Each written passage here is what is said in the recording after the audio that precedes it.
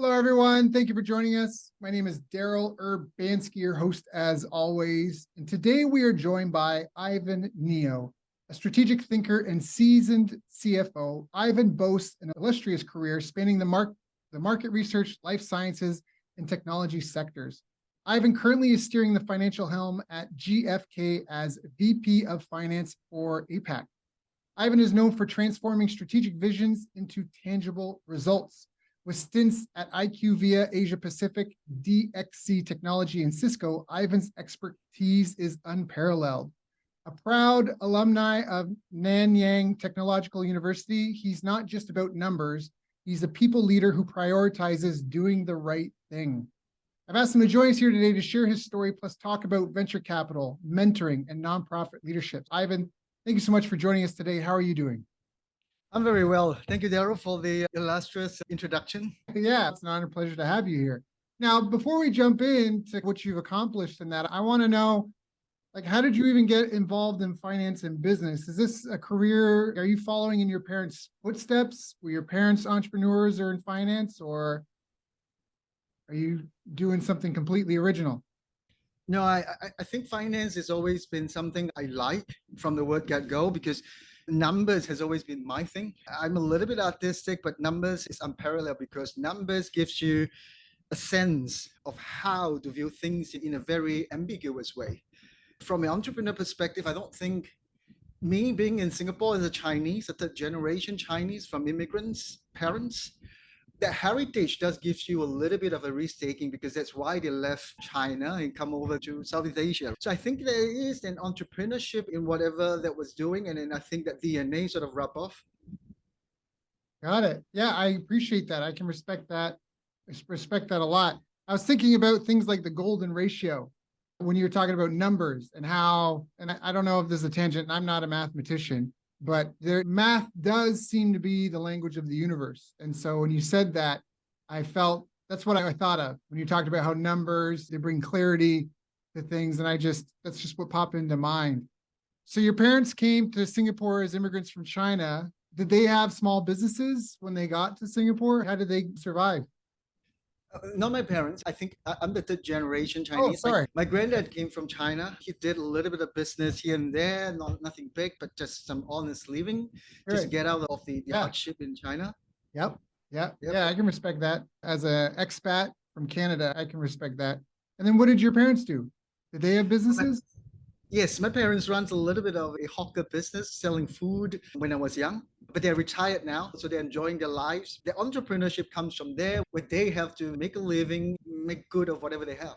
So what was your career like? How did you first get into it? Was Cisco the first right out of university? You went and worked for Cisco, or did you get involved in businesses in other ways before then? Now, I got into Cisco right after my university as a management trainee. I was lucky to be one of the two fresh grad joining Cisco. Cisco started out at that era. I'm talking about 20 years ago with the most number of millionaire employees. Wow. And I joined them in a very weird timing because they were at the cross juncture where they were trying to be a 50 billion company at that point in time. So Cisco was a place where I really appreciated them giving me the chance to be the management trainee in APAC. And when you say Cisco had the most millionaire employees, is that because of stock options? Is that I'm just curious, that would be a great feather in any company's cap to be able to say that, yeah. It was its options. Prior to that, Microsoft was the one with the most number of millionaire employees with options. Just give you context. When I joined, Cisco's share price went through 11 split, and they were trading at about $56. Okay, got it. Which is fantastic. I think that almost is going to be, I'm just kind of future pacing here, but I think that's part of where the world is going in the future is trying to get more of an ownership mentality out of staff. We have more automation in that. We can talk about that later, but that's just maybe foreshadowing when I ask about your thoughts on the future. So after Cisco, you were there for a year or 2 years, I think. And then what did you really learn? What were the biggest ahas from your experience working with Cisco? I think it's a culture shock coming out from academic institutions into the working world. It was, and someone as big, as professional as Cisco was not easy. Everyone was so good at what they're doing, and you can't stay away from politicking where people try to outdo each other given the smartness of what they're doing. And I do recall this ongoing thoughts of it's for someone to run the payroll in Cisco, the requirement was a master's degree.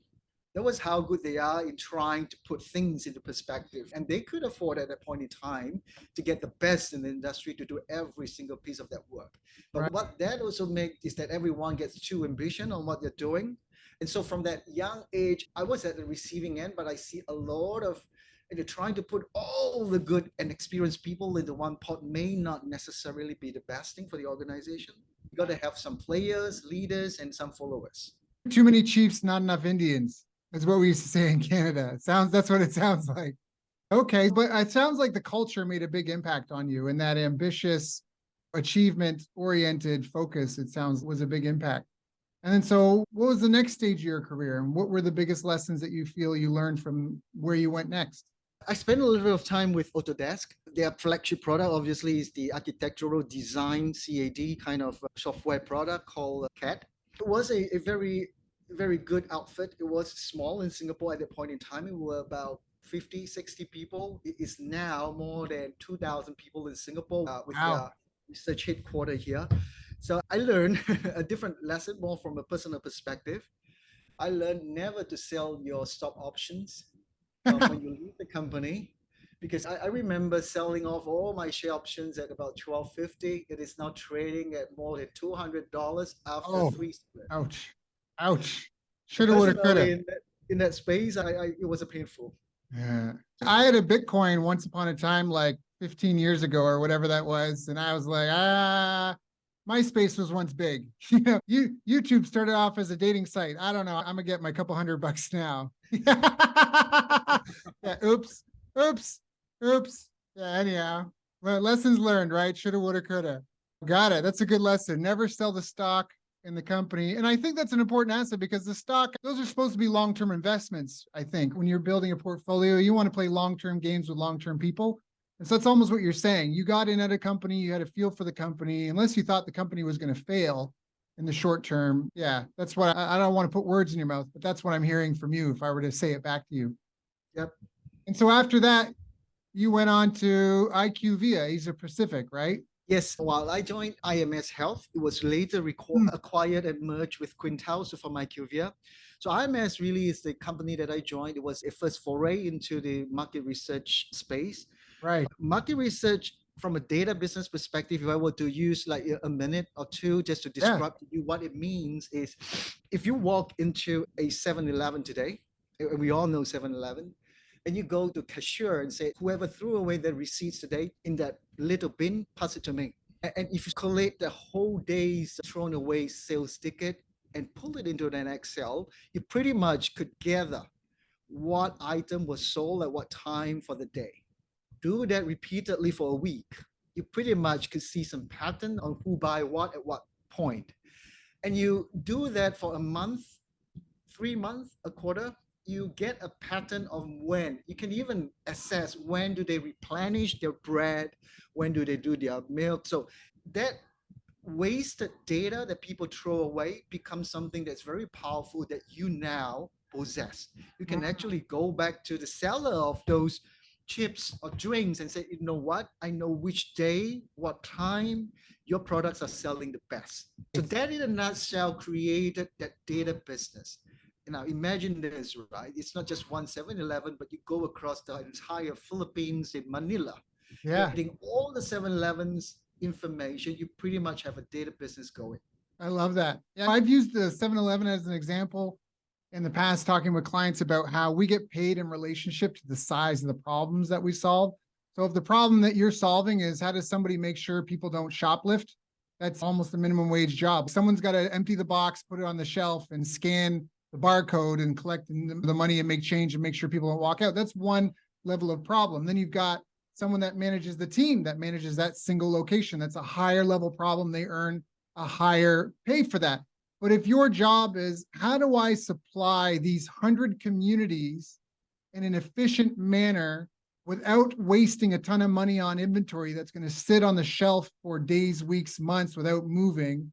You know what I mean? And be prepared and anticipate trends in the future, which is what made me think of that, because you're talking about tracking the sales of 7-Eleven. That is such a higher level problem that you're solving. So naturally, you would earn a bigger income to solve that problem. So I love that example, and the power of market research, I think, is something we beat the drum of a lot on this show. I think we talked before, told you about how I hired 10 research assistants to help me go through all the academic literature. Market intelligence was one of 8 critical success factors that we identified. And there's just, the laundry list is long of businesses that took their eye off of the market, and it to their detriment. The example I love most is Blockbuster, because I think it's an extreme example. They were a $6 billion a year company. They could have hired any talent. They could have developed any technology, and they were taken out by a startup called Netflix because they lost touch with the market. Netflix was delivering movies to your house like pizza and picking them up. Whereas Blockbuster, after a long day standing as a waiter or cutting hair or whatever, you're a mechanic, you're on your feet all day, whatever, you just want to relax. You don't want to go to a store. You don't want to have 700 options and stand there for longer and then wait in line to check out and then be billed because you're so busy you can't get the thing back on time. And this is just a simple example of how market research was in one way, market research and technology was what made the difference. And ultimately, Blockbuster went bankrupt, and Netflix is this huge behemoth now. I think they're doing something like 10x the revenue with a quarter of the team, or maybe less, the staff that Blockbuster had. So can you speak? It sounds like you've worked a lot in technology and market research industries. I know we haven't gotten further in your career, but GfK, I think, is also, right? It's a business data, business intelligence. Is that? Yep. So GfK is on the business intelligence as well in a similar form. IMS was tracking the drugs, the oncology drugs, the cancer patients treatments, and GfK was in tracking of the market research in a different space. They were tracking the technology and durables product, more of the electronics devices. But the principle and the architect in collecting data and putting them into useful reports for our clients are very similar in nature. And you hit right there on the spot there on the technology. Now, today we are at the crossroad of the brick and mortar way of dealing with market research as well as technology, particularly more pronounced in the space of the electronic goods, because you and I can go and walk into a brick and mortar store, call it Harvey Norman, any other stores, to look at the size of the TV screens, check out the pixel and configurations and the sexiness of the screens, the curvatures and everything. But most likely you and I are going to buy it through an online platform else. Right. Yeah, the brick and mortar are more the showrooms now versus the actual, I think it's the zero moment of truth or something that Google calls it, that moment when you actually commit. And I agree with that. And one of the things that you talked about as well was the change in data. So there's the offline data, but now we're getting what's way more powerful in my perspective is the behavioral. The behavior, like a focus group will tell you what you want to hear, but behavioral data tracks what was and what is. And that is a way better predictor. And then, of course, if you put into that things like search data, I was in Singapore on my way to Bintan Island to speak at a mastermind group there at Club Med Indonesia. And I remember when we were there, we were going through, I just had a brain fart. Oh, I was searching the top 10 things to do in Singapore. And I remember when I did that search, I'm probably never going to do this search again. And I bet people that live in Singapore, if they ever do this search, they only ever do it once or twice. So I looked up the keyword search data in AdWords, and I recognized, I think there's something like 50, 60,000 searches every month. And I go, that is representative of churn, monthly churn. People with intent to purchase, to do things around the town, and you're never going to search that again and again. And so that is such a powerful predictor, because people, again, you would survey someone, they tell you what they think, what they think. But when you take a Google search, people don't realize I'm alone in my room. I don't think anyone's watching. I'm putting my real thoughts into that. And then you add into that layer on top social data, social behavior, social trends, social conversations. I think the intersection of those three things is incredibly powerful. Sorry, I got on a soapbox there, but no, yeah, exactly right. I think this is what makes market research so interesting. Nearly all the market research companies started out trying to study buying behavior, consumer behavior. It's always the studying of that behavior that accumulated, that data that is now gold mine. Yep. But the change in buyer behavior, you used to try to put products at the front end, the back end, high, low. Now we're talking about how do you create that picture where someone scrolling their phones will get instantly attracted? Is it a credit card discount that's going to cost them to buy? So the factors and the ways that influence the buying behavior is changing rapidly. And that's what making market research very relevant in Yep. consuming the technological aspect of the business. Yeah, I agree. And I think there's two sides to this too. There's the front end, which is that what gets the person to make the initial purchase. And then there's the back end where you're mapping out a customer journey. So as an example, one customer, we turned $50,000 in paid ad spend into $212,000 in front end sales, but almost $750,000 back end sales total. And it was because we analyzed their customer database and they had a huge portfolio of products. But we analyzed all the hurdle rates and the most likely purchase path, and we came up with what I called the golden brick road, which was the most likely six, and in order: first purchase, second purchase, third, fourth, fifth purchase items, and days between each purchase. And then we went and found their best performing email campaigns for this and just basically set it up. So anytime somebody bought, if it was only their first purchase, I think it was 46 days between first and second purchase. If by day 46, they hadn't bought the second thing, we triggered the email campaign to offer that second thing. And that was part of how we did it, because once we set up that golden brick road, then it was about bringing new people in on that front end. And that's almost where you're talking about what gets more people through the door when analyzing. And it depends on the size of company. If you're a small business, it's very different than if you're a big business, like an international conglomerate that's got multiple locations, but the principles, I think it's the same. I think the tactics change frequently, the strategies sometimes change, but the principles almost never change. So can you speak to some of, like, you've been in finance so long, you mentioned talking about, I wrote it down here, it was something you said, you making useful reports. As far as all your years in finance, what are some of the most useful reports? Is it just the P&L, the balance, the cash flow, or is there nuances to these? And is runway or projections, like, what do you feel for the listeners that are here right now, if they don't have a background in finance, what do you feel are some of the most important reports to see in trying to guide and steer your ship? Yeah, so internally, obviously, based on my background, I have to look after the cash flow, especially during times of crisis like the COVID. Cash is king. So cash flow is very important at some point in time, but P&Ls, cash flow statements, balance sheets, these are the key fundamentals you run a business. But the real gist of running ahead, right in front of the business, are the KPIs, right?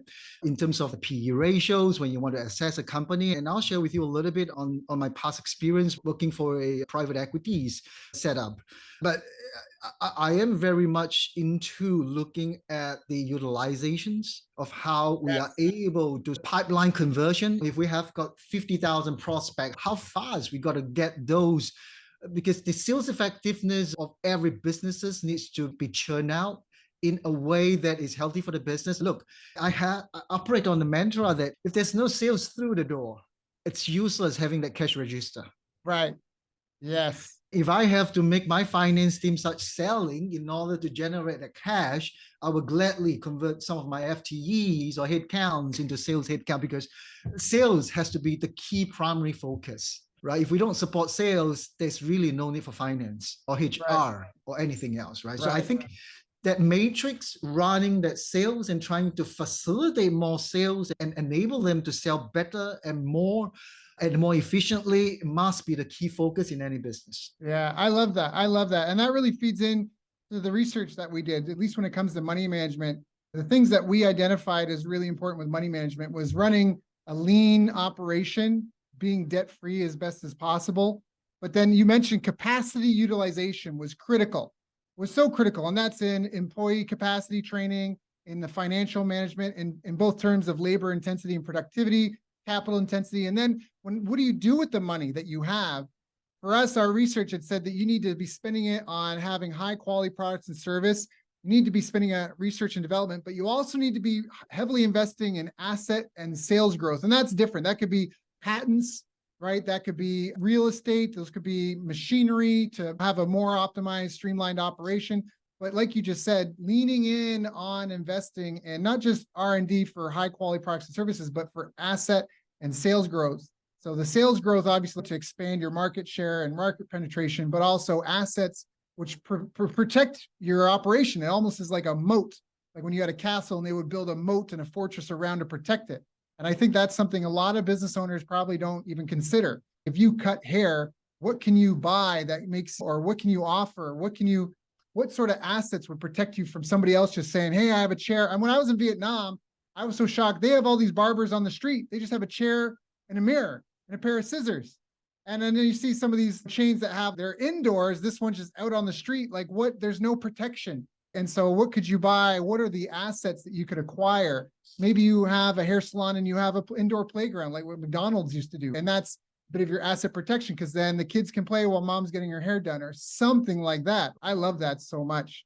Now, what do you feel are some of the most important habits that you've seen of the companies that you've worked in and even those that are most successful in those companies? What sort of habits do you feel are mission critical?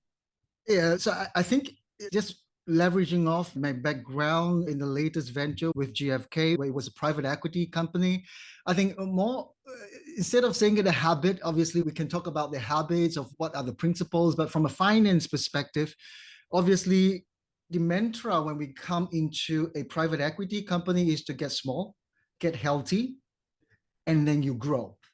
So get small, get healthy. What does that mean? Because when we talk about the health habit, I think this is applying to many businesses as well, right? More often than not, you find a company trying to do too much. Yes. They try to sell all sort of product, trying to satisfy everything, but that is not necessarily a good thing. We got to focus on your core competence. Like the barber story that you said, everyone could set up a chair, but not many could think a little bit further, what to protect someone from the elements or giving a waiting chair. So I think we got to go back and look at the business and focus on the core competence and cut out things that are far away from the core competence, because you are entering into a space where you may be competing with someone else who is doing much better than you when you're away from your core competence. I love that. I love that. Focusing on your core competence. I love that. Get small, get healthy, then grow.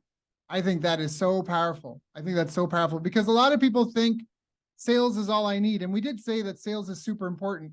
But even if you just look at the top Fortune 500 companies over the last 50 years, the change at the top has been significant. And so the staying power is not what people think it is. And so that focus on what do you do really well, and almost like they say, inch wide, mile deep, it sounds better. Now, how does that translate? You've talked about private equity and venture capital a lot. How does that fit into people that are trying to partner, find private equity partners, or are trying to get access to venture capital? Is there a translation from this in terms of how you show up? I think right now, given the change in the world, and I speak from the market research perspective, there is obviously a cross juncture where you need a lot more investment to make the traditional market research more relevant in terms of the platform of delivery, like what you say on the technology side. The thinking and the mentality of people's buying behavior are changing drastically. So you need a lot more investment to make yourself relevant. So in the past 6 years when I'm with GfK and we are private equity owned, obviously we went through the pruning of the non-core products, and then we try to get smaller, focus on your core. Now, the get healthy part is a little bit more tricky because it comes two-pronged. One is you got to keep an eye on the high margin product. And obviously that is where you keep the premiumizations on your core product where no one else could touch you. How do you then market it and put it into the premiumized category? And internally, to get healthy, it also means shedding off some fats in the organization. Right. And it's not just getting fats out, it's also about how do you transform the mindset on, if they have been doing transactional accounting, how they become a business-focused kind of finance, right? And that comes with a lot of change in the mindset, including focus on compliance, focus on trying to be a little bit more business-minded and business conscious. So there is this mindset change. When we're talking about healthy, we're no longer talking about just numbers, sales per head count, cost per head count. These are all good metrics, but the software of mentality coming in with that good mind mentality and soul is also part of that getting healthy part. You're talking about culture, trying to cultivate a strong strong kind of brand culture internally and values within. Exactly. So when I say get small, get healthy, apart from the numbers, there's also this cultural one team, one goal mindedness to go to. And it comes with a great leader who's able to paint that picture, that vision to bring that company together. And that's what the private equity company is all about, right? Trying to transform a company into a very focused outfit and then get into that direction before they grow big. And I think you're hitting on a key point here, because some of this talks about key teamwork. Some of this is about collaboration and productivity within teams, but it also in terms of outsourcing. And I know you've got experience with all of those. Do you have any tips for someone who's maybe starting out or struggling with this concept of trying to, maybe they've got a bigger team and they have to narrow down, maybe they're building their own first team, or maybe they're just trying to outsource effectively. Do you have any key tips in terms of trying to collaborate and be productive with a tight-knit group of people that are world-class at what they do? I think the fundamental is to outsource things that are repeatable. This transactional repeatable work, someone could do it better, faster, and more efficient than you. Push it out. But if it's something that's related to your business, that is very core, that is customized to help you with your sales, keep it and keep it dear. Do not let it go, because that is your core competence to build on.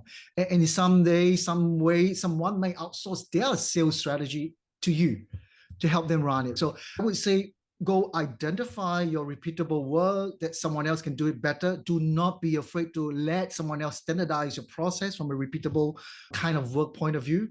Be brave, be bold. You know, that it takes a lot of courage to let go of some part of the business processes. But I think from an SME trying to grow to that bigger outfit perspective, you need to be able to trade that off. I love that. I love that so much. One of my first mentors, he had to sit me down. He had to go, Daryl, you need to recognize that everyone's going to be a beta version of you. And what he was trying to tell me is, because it was my baby, my business, I felt I had to do everything and no one would do it and love it as well as I could. And so his kind of message in that was, you have to lean into knowing that people aren't going to care for it as well as you. And so you have to look for specialized help as best as possible. And I just heard recently from a guy that I know that's doing, I think he's doing something like 20 million a year right now in the e-commerce space. And he said one of the things that really helped his team and them liberate was we third party everything that isn't mission critical. So he used different language than you did, but it was the same message. He's everything. I tried to turn everything, get it all off my plate so I can focus on the things that I do best. And for him, that's the paid ads and his database marketing and all that stuff. And the logistics, the packing, the shipping, all this stuff, even the products, they don't even necessarily create their own products. What they focus on is the specific market and sourcing products to serve that market. And so it just kind of speaks to what you just said, that you really want to get small, get healthy, then grow. And I love how you said, let someone else standardize be okay with letting somebody else standardize your processes. That almost, as a business owner myself, I was like, oh, like I could just feel like that like the fear of, oh, but you're giving that, but I get it. There's a trust in there. And it may cost you more short term because they have to make a profit off of that. But what you gain long term is you gain your time and focus back, and the freedom and the lack of having to manage that. And now trying to be detached from it and operate. It's like pilots.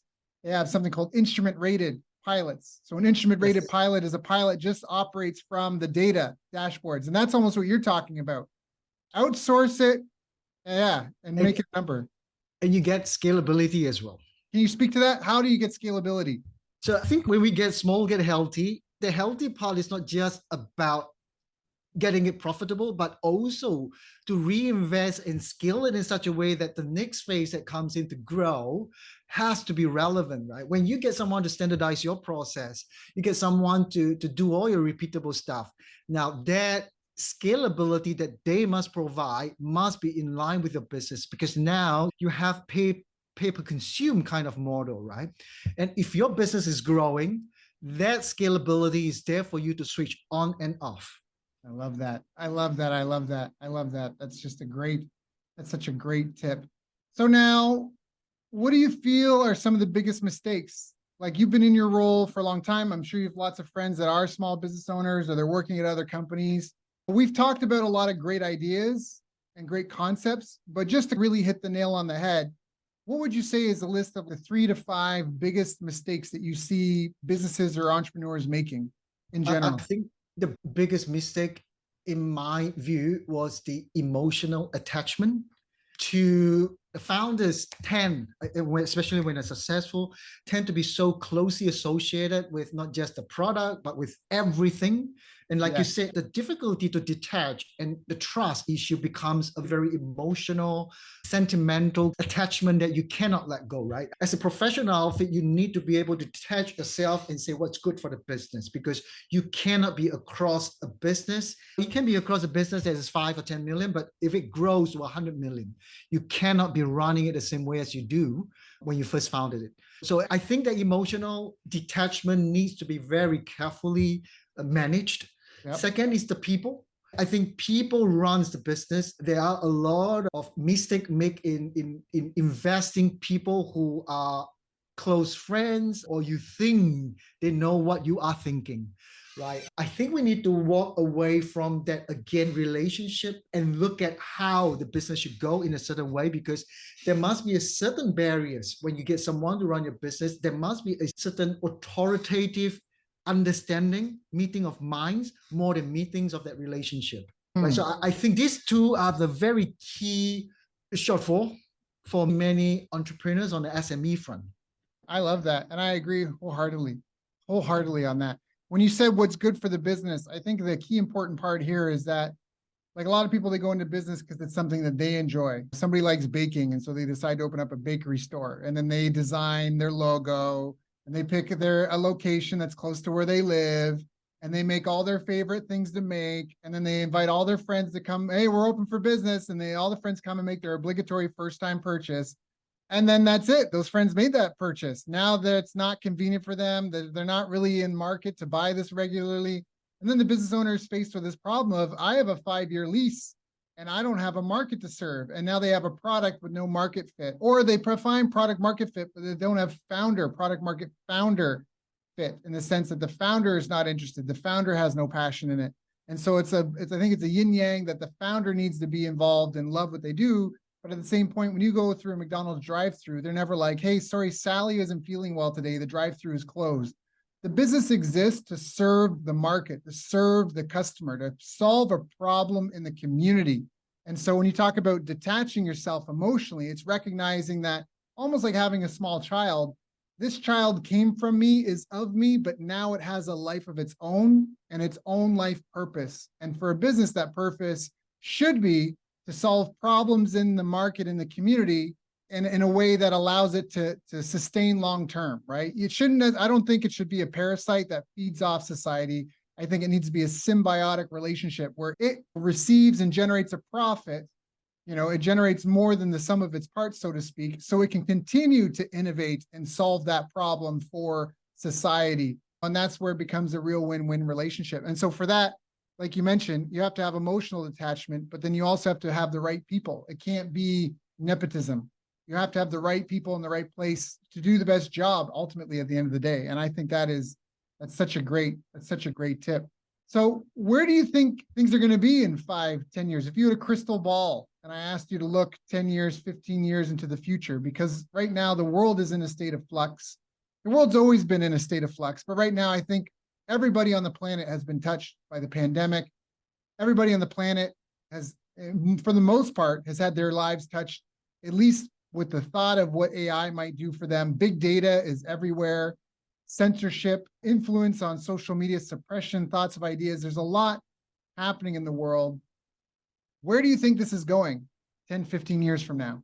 I can't see that far, Daryl, to be honest. I think 10, 15 years is anybody's guess, but I think given the geopolitical issues that we have, I think the world is going to be a little bit more isolated than it was 5, 10 years ago, where everyone flies everywhere. The detachment is going to create a little bit of a tension every now and then, and really depend on the flavor of the day, on what US and the Chinese and the Indians are trying to muscle through. We probably have to navigate carefully across these big superpowers. But if I have a 5-year trend, I think the ChatGPT fad has died off. Yep. AI, can it really replace human? We are very cautious with it. In 5 years, can it take away all our work? I don't think so. I think people are now more inward looking, especially after the COVID lockdowns, where people now readjusted their priorities in life. It's not just about work, but it's also about family. Things can go off quite easily, quite quickly. So I think people are still going to treasure a lot of their time, the traveling. So the service industry will probably take a sort of a takeoff. I think homes maybe, because people have already started making their own homes a little bit more cozier, nicer. You can work from home. So I think that train has left. But a lot of inward looking self-actualizations and looking inwards, any product that has to do with uplifting one's spirit and getting closer with the family is probably going to take off over the next 3 to 5 years, is my view. And any peripherals that supports that inward looking will probably be doing better than our traditional kind of business. So let me paraphrase that back, make sure I got it. So you think people are going to value, I don't want to say work-life balance as much, but they want, just paying the bills maybe isn't as much anymore. After COVID, I think a lot of people were faced with either health issues or the threat of catastrophe in one way or another, or their business was upset. And so now they want to earn an income with purpose as well. So they don't want to necessarily be stuck to the 9-to-5 job that they don't like. So that means for employers that as far as you're not just hiring for a role, but you're also trying to set people up to be comfortable. And I don't know if I'm paraphrasing properly, but that's what I heard from you from both sides of that. So in terms of people, what they're looking for in opportunities as well as experiences. And so you mentioned travel, like people want more experiences now. I think some of the, and this could be wrong, but the glitter of material wealth alone has fallen wayside. So people are going to value personal relationships more. It sounds like when you said that more isolated world or a little bit more detached, that there's going to be more of a focus on local economies and local suppliers for things as well. And that a lot of people got stuck at home for months, if not years on end. So the concept of having a home castle and really building that up is also going to be a booming industry. And then, of course, there's a self-actualization. I think the whole world got a few weeks to sit at home and just watch the sun go up and down and start thinking about, we're just on this floating rock in the universe. What exactly are we doing here? So anything that kind of addresses those inward questions and that path of self-discovery is a good adventure to be in as well. And then you talked about family unity as well. And I think that's where all the polarization of politics and that, and the fear and just the things everyone's been through, I think those networks, our personal networks, are going to be more valuable than before. Is that accurate? An accurate summary? Yeah. I think you summed it very well. I think the key is the prioritization has changed a little bit more than it used to be. And how they map out right now, I think we're still figuring our way out to see what matters. So for example, it's across all aspects of our life, right? Education, is it that important anymore? Do we look at education as a means to learn just something or just get good grades? I think that thinking has changed a little bit. And just about everything that we do, we have a slightly different mindset. Now, how that map out over the next 3 to 5 years, I think will determine where we are heading as a society, as an organization, even as a people coming together. So I think over the next 3 to 5 years, it will be very interesting how we chart our future together. Yeah, I think that's really well said. What are your thoughts on as far as trying to protect money? Because a lot of people are concerned about currencies.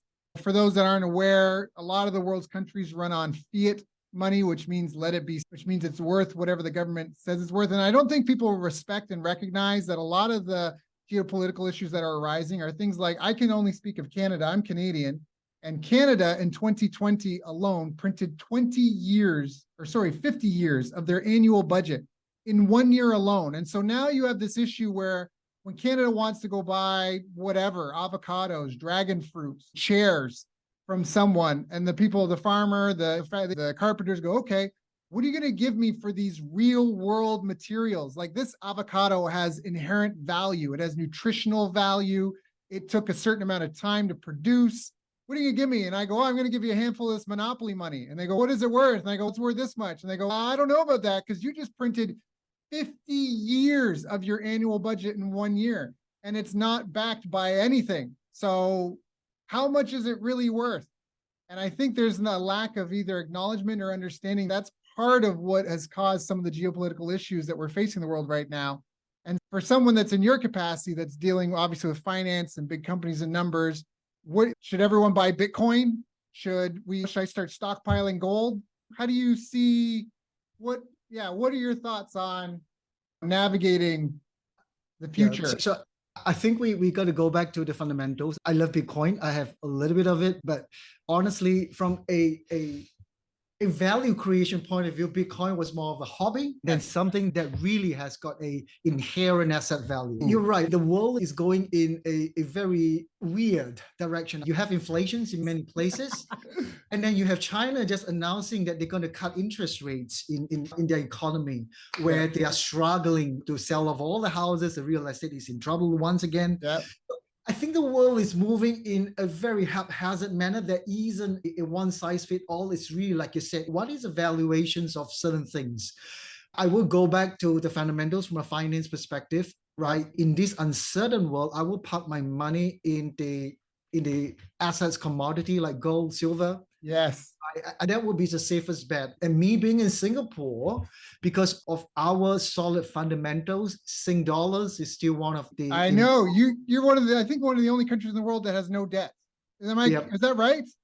Well, we have very little debt. The government is using our own money to save up the savings to build things, right? So I want to hug whoever's in charge of that for just avoiding all the corruption, all the profiteering. But like, what a brilliant, just a little like moment of respect for that, where all these politicians, all these other countries just pilfered the coffers of all these other populations. Singapore was like, we're not doing that to our people. I think I have nothing but respect for that. Sorry, I interrupted you. You were saying commodity. No, I'm very proud of that heritage, right? Mr. Lee Kuan Yew did very well. He did us all very proud.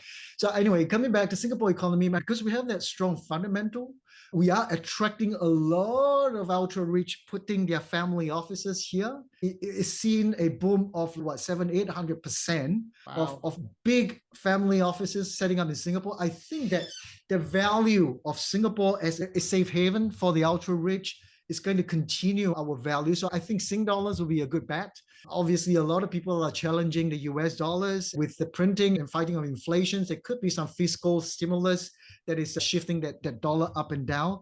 But in honesty, I think with the uncertainty we are going to have, and obviously I'm more of a risk-averse kind of guy, I will put it in the common commodities in gold or silver just to ride out this period before you decide where you want to place bets. Yeah, I love that. I mean, I'm not a finance guy and I've never really been into stocks because to me, it's just a piece of paper and I feel like I could be easily swindled. Some guy like, buy this paper, it's going to be worth, whereas I know of marketing campaigns, what the ROI is. I've had marketing campaigns with 1,000% ROI. I don't know any stock that could do that. Now, does it last through while you scale? We can debate, but I love what you're saying. What you said is things with an inherent asset value. So that means if you've got any sort of land, trying to make that land productive, if planting something, livestock, even like I agree with you on Bitcoin 100%. But even if, again, you have land, if you set up some solar panels and some Bitcoin miners, now all of a sudden you have land that is a productive asset. And I think that's such a great mentality to have. And then the commodities, think gold, silver, but even the simple things that people need, like the fabric of society, like salt and pepper and coffee, like these things are just, those are the things that people are going to really value. Toilet paper. We all should have bought stock in toilet paper in 2020. We would have made a mint. So I think I agree exactly what you're saying. And the mindset has to shift. Where as inflation comes, I think food prices are going to double between now and this time next year with all the pressure and the wars and all the stuff going on. So anything that you can put in, like you talk about commodities, food, I just think that's great advice. Now, can you put $1 million into a farm? Like you could. I know Bill Gates is buying up a ton of farmland, but I think that's where people need to think about it. That money sitting in a bank account is almost no good in a lot of instances, where all it's going to do is lose its value. And so what you need to do is figure out how to make it flow into something that will produce more and grow with the value. I don't know if you want to edit or add or fix anything I just said, but those are my thoughts on that. So no, you're exactly right. I think we got to make the money count and make it productive. And we need to go back to the fundamental and say how and where and what things are going to build that inherent values. Bitcoin is a good parking spot, but it's more of a hobby, I would say. Yeah. Oh, I agree. I think maybe the better message is asset-backed currencies. Like you talked about, Singaporean dollar. You guys don't, you're not going to be affected by inflation that as much as everyone else will be, because you guys were like, hey, we printed a bazillion of these, they're all worth one, and people going, okay, what is it based off of? And you just have empty pockets. Like, I don't know, it's not based on anything. So I just think there's any asset backed currency is huge. And then people need to be looking at productive assets and fabric of society type commodities. I think that's just a great place to put people, because, and I think everyone should be growing a little bit of food right now. Unless you have an exorbitant income, I think it's a great idea, even if you're not going to eat all of it, just to have something to trade.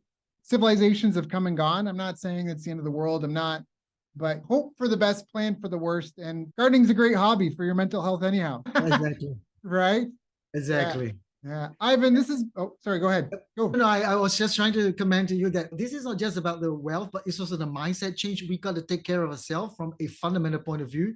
Farming not only take care of the subsistence of life, but it also gives you that peace of mind to think about you got to do something really productive in order to survive in this very turbulent world. Yeah, 100%. And there's even people that they've done things like hooked up their washing machine to their garden, because I don't know if a lot of people know this, but the main reason why you have two types of waste water from your house, black water, which is sewage, and gray water, which is really just full of soap and like food, whatever you wash on the sink.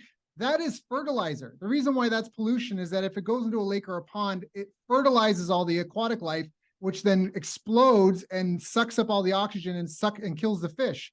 But if you were to put that into a garden, you can fertilize your garden by doing your laundry. And so this is a problem. It's just being smarter with the resources that we have. And I think that, just think, like you say, mentioned, we have to be smarter. We have to find ways to be more efficient. And it's fun. You treat it like a game. Try to have fun with it. I think that's another thing too, not to get stressed out. Don't get shut down by fear, and have fun with it, because none of this is going to matter in 5,000 years, and we're all going to die anyway. So let's have some fun while we're doing it. Ivan, you've given such great, I've got a couple pages of notes. This has been such a good call. Is there anything I haven't asked you that I should have asked you? No, I think they already have asked everything that I know. If you ask any more, I wouldn't be able to answer you anyway. If people want to learn more, if they want to get in touch, if they have questions or just want to connect, where's the best place for them to find and contact you? They can reach me on LinkedIn. I have my LinkedIn profile in there. They can send me an email at ivaneo@hotmail.com. Okay. And I'll be more than happy to discuss anything that anyone wants. Perfect. So that's Ivan Neo, Ivaneo. You can look him up on LinkedIn. He's CFO, he's VP of Finance, strategic thinker. You'll find him there. Obviously based out of Singapore. You know you have the right one. And his Hotmail was ivaneo@hotmail.com, correct? That's right. Yeah, perfect. Ivan, thank you so much. I just enjoyed this conversation. I think people may want to listen to this more than once just to get all the nuggets out of it.